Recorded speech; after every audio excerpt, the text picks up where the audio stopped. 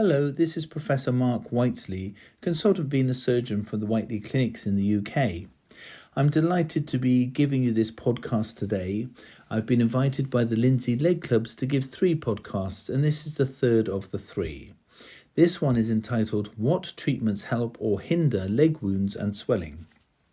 So we're going to divide this talk into, first of all, talking about the treatments of leg wounds, and then we're going to talk about leg swelling.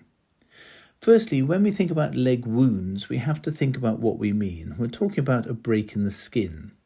Now, of course, most people who are healthy who get a break in the skin have no worries at all, because any break in the skin, such as a scratch or a cut, will heal.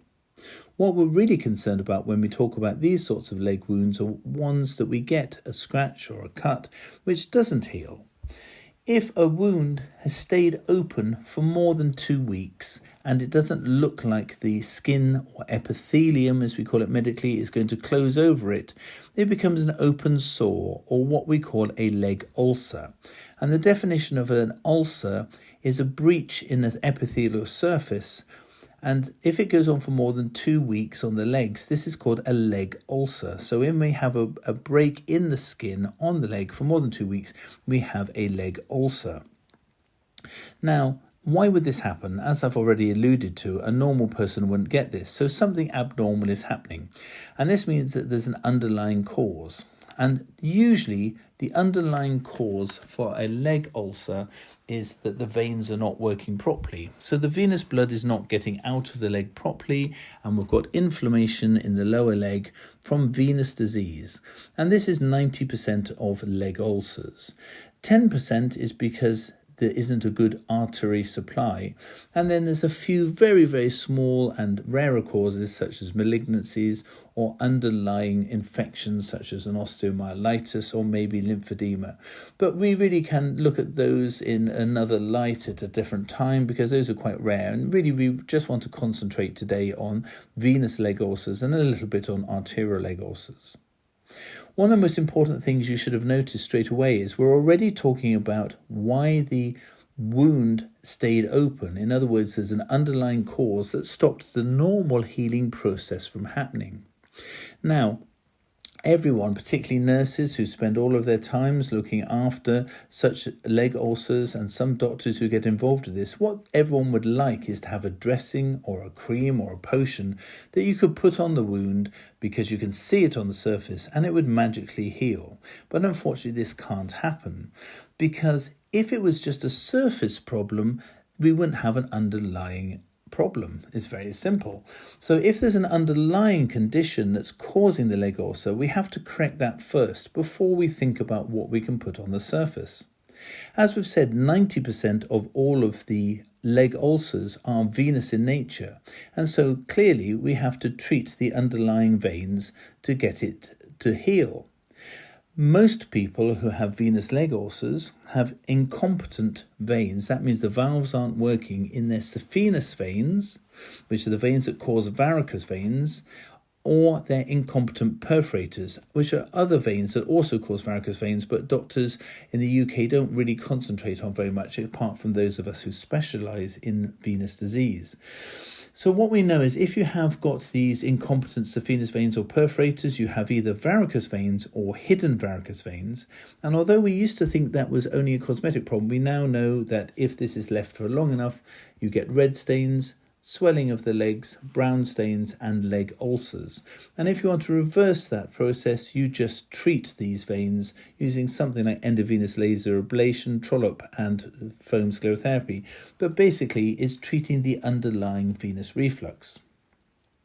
Under each of the venous ulcers, there's also a little network of veins that are dilated where you have blood that just sits still called stasis blood, which is very acidic and burns the skin, and this is called the subulcer plexus, and that needs to be treated with foam sclerotherapy.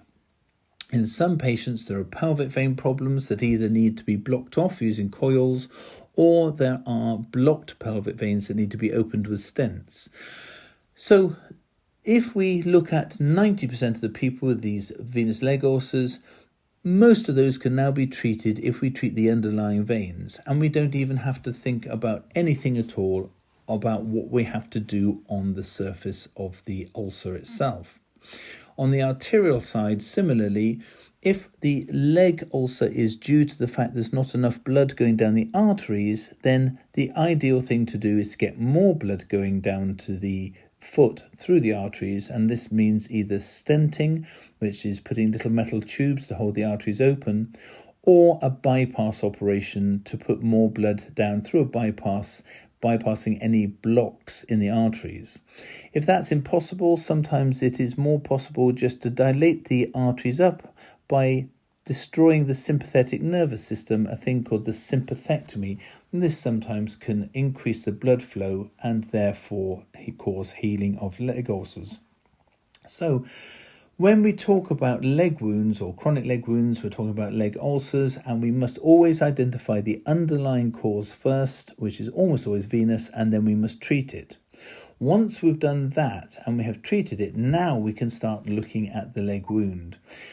And really, the sad thing is, for all the people who concentrate so much on what sort of dressings to use, in reality, the Cochrane report that was written on this many years ago has shown that really there's very, very few things that speed up healing. There's lots of things that hinder healing, but a few things that speed up healing that you put onto the wound itself. Many people like certain products such as Manuka honey. This is a very nice thing that you can smooth on. Patients love the idea of it because bugs can't grow in it. But the reality is even Manuka honey has got no effect at all if you haven't corrected the underlying condition. And so therefore, really all that the dressings on the surface tend to do is they tend to only assist normal healing once you've treated the underlying cause, or if you haven't treated the underlying cause, if you then try and correct it by simple things such as compression or elevation, which has a temporary effect, which you can start getting an improvement. But of course, once you reverse that, take the compression off or put the leg back down, of course, you get a reversal and the ulcer opens up again. So therefore, there's very, very little that can actually promote healing on a leg wound. In fact, some of the things that worsen the leg wounds and leg ulcers are occlusive dressings that allow the moisture from the wound to spread out onto the adjacent skin, the skin next door to the wound or the ulcer, which causes maceration and a breakdown of the skin, causing the ulcer to get bigger. And I've had several people who have come in with massive leg ulcers, and it's clear that most of it is actually just from the fluid being kept next to the skin by using dressings that don't let the water escape. They're very sodden, or they just hold the water and the plasma on the skin. And with those patients, I often put them into a hospital bed for a few days, elevate the leg, leave it open to the air to let it dry, give the patient heparin so that they're not going to get deep vein thrombosis. And you see all of the skin healing, and the size of the ulcer reduces dramatically just down to the small ulcer that is the original problem. So therefore, quite often, things that hinder the healing of wound ulcers and in fact make them bigger are dressings that get very, very wet and hold the wetness next to the healthy skin and let it break down. The only thing that is very exciting at the moment is whether plasma-rich protein, PFP, or PRP rather, it can be injected on top of the wounds. There's some case reports appearing suggesting that might help promote healing in these ulcers. Again, unless you're causing a change of the underlying problem, this won't work. There may be one or two other things coming around, but really the one thing that we know now about venous and arterial leg ulcers is cure the underlying circulation and most things will get better. All you need to do is avoid things that actually worsen the problem, keeping the infections in or letting the water and plasma macerate the skin around the ulcer itself. So now turning away from venous leg ulcers and venous wounds, we're now looking at the swelling of the leg. And again, most swelling, certainly that is interesting, is from venous disease. Many people do get swelling from stasis if they sit, especially the elderly, sitting in unstimulating environments, if they sit in chairs watching TV all day and aren't encouraged to move around.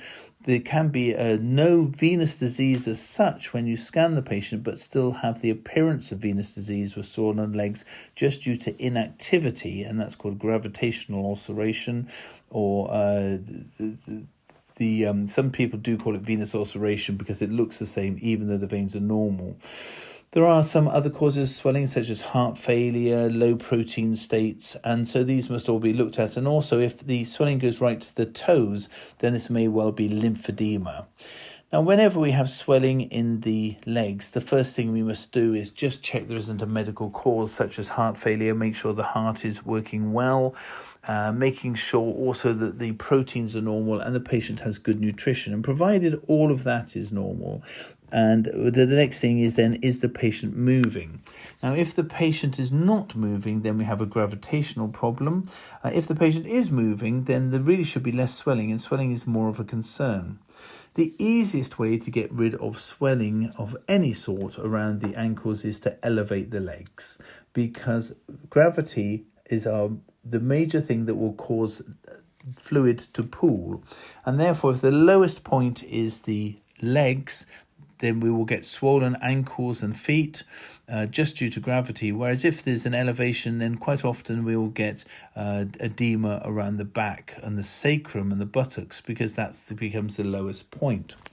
So we can elevate the legs, and that will certainly help the ankles, but it may not help the whole patient. What we have to think about is what the underlying cause is. So as we've said, all of the other general causes, heart failure can be treated with some diuretics and help supporting the heart with medication.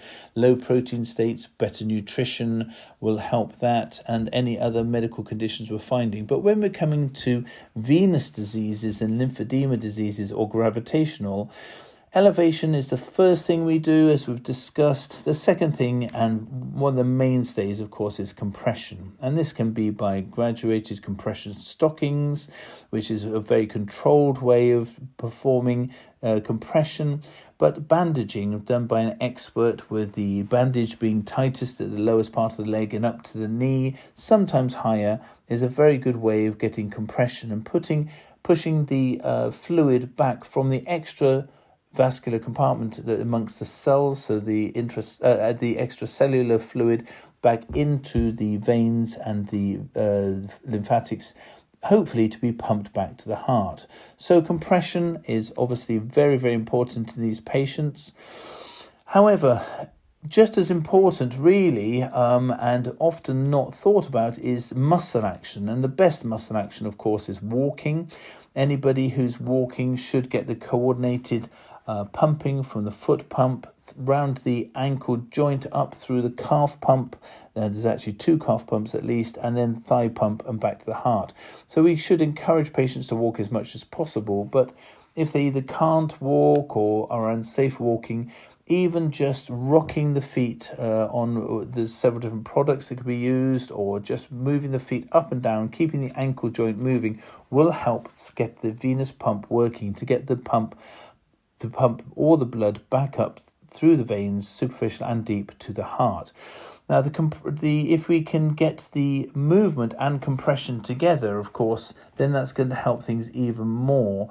And it has been shown that with lymphedema in particular, if you can get very good compression and then walking, even severe lymphedema can markedly improve, certainly for a few days, if we can get a good amount of walking going with a very tight compression, which doesn't have much in the way of elasticity. It does get a bit complex, but that's just the basics, really, of the combination between walking and compression. If we then think about patients who can't walk, either temporarily because they're ill in hospitals or permanently because they're unable to do so, then we can actually simulate walking to an extent. We're using neuromuscular stimulation. So these are usually electronic devices that stimulate the muscles in the feet or lower legs, or stimulate the nerves that then stimulate the feet in the muscles in the feet and the lower legs. These cause a natural sort of pumping in the veins, and once again pumping the blood up the veins towards the heart and helping in this venous return.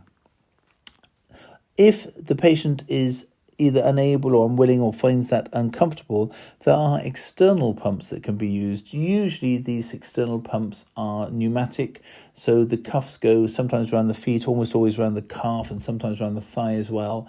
And the external pumps can actually inflate these, usually in order, in which case it's called a sequential pump. Sometimes if it's only one pump, then it just pumps up and down.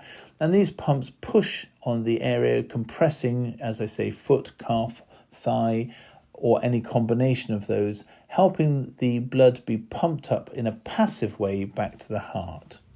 So, in conclusion of this podcast, when we're talking about leg wounds, always look for the underlying cause for a chronic leg wound first and treat that a long time before thinking about putting anything on the surface of it, or else you're just wasting your time.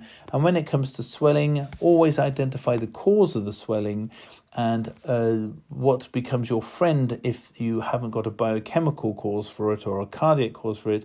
If we're talking about a pumping type cause, a venous or a lymphatic type cause, your friends are elevation, compression, and increasing activity, particularly at the ankle joint in principle. This has all venous disease, a very complex area, and this podcast has only been a summary, as have been my last two podcasts. However, this whole area is a fascinating subject that is very deep, and there are a great many different texts around, and there are great different websites around, and all of the time there are new papers being published on the different areas of venous disease, venous leg ulcers. And I'd encourage you to keep up to date with what the latest ideas are and the latest randomized studies. And it's always good, no matter how good your traditional training has been, to keep supplementing it with the latest ideas. And finally, if you have enjoyed any of my talks, please do not hesitate to contact me or look up any of my books, research papers, websites or articles to find out more about these fascinating areas of venous disease and leg ulceration.